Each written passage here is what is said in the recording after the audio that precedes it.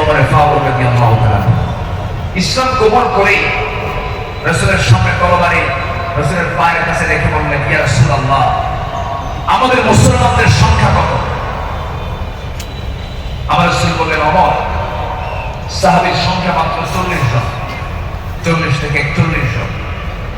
সাইয়েদনা ওমর ফারুক, এটাই বিশাল সংখ্যা।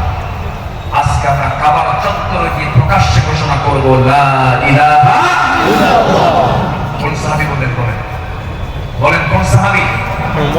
এক সাহাবী ইতিহাসে বেশি টান না, প্রসঙ্গটা চলে আসে, তিনি বলে ফেললেন, কি পরিমাণ সাহস হতে পারে! সাহসের পিরামিড সাইয়েদনা ওমর ফারুক প্রকাশ্য রূপে সামনে ঘোষণা করলেন, কে আছো? আমার সামনে আসো, লা ইলাহা ইল্লাল্লাহ। তরবারি হাতে দৃপ্ত পদক্ষেপে আল্লাহু আকবার ধ্বনিতে মুখরিত করে আকাশ বাতাস সামনের দিকে যেতে লাগলেন। আবু জেহেল হতভম্ব হলো। আবু জেহেল মনে মনে ভাবল, পাঠালাম কি জন্য আর হয়ে গেল কি? সাইয়েদনা ওমর ফারুক রাদিয়াল্লাহু তাআলা এত সাহসী ছিলেন, সেই বজ্র কণ্ঠের ওমর এখনো দরকার আছে না নাই? সেই বজ্র কণ্ঠের ওমর এখনো দরকার আছে না নাই?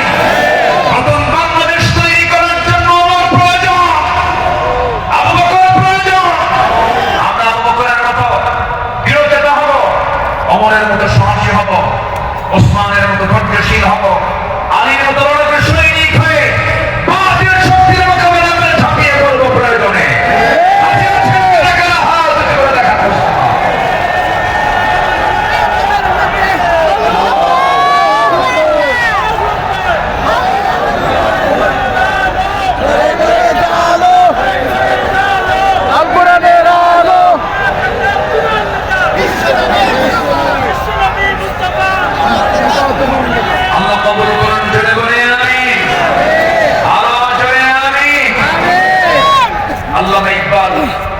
এই জন্য সাহাবাদের ভূমিকা বর্ণনা করে বর্তমান সময়ে মুসলিমদের দুরবস্থা নিয়ে আফসোস করে তিনি হাতের হাত কাটার অর্ডার দেওয়া হয়েছে, সেটা সম্ভ্রান্ত পরিবারের দেখুন তো কিছু করা যায় নাকি?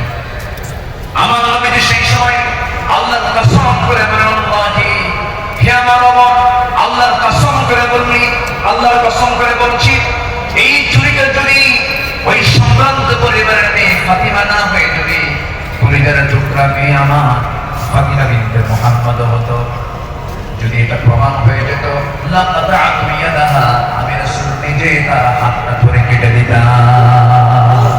আল্লাহু আকবার। দুর্নীতির কোনো সুযোগ সেই সমাজে ছিল না, কারণ যারা বিচার করেছেন তারা ছিলেন হলো সৎ বিচারক। আমরা সৎ শাসক, সৎ বিচারক দেখতে চাই। আর সৎ শাসক এবং সৎ বিচারক সৃষ্টি তখনই হতে পারে যারা কোরআন সমাজে চায়। এরা সমাজে কি চায়? সাইয়েদনা ওমর ফারুক রাদিয়াল্লাহু তাআলা যে সময় তিনি খলিফাতুল মুসলিমিন, ইরাকের গভর্নর ছিলেন আবু মুসা আশআরী রাদিয়াল্লাহু তাআলা, তিনি করলেন কি, তিনি একদিন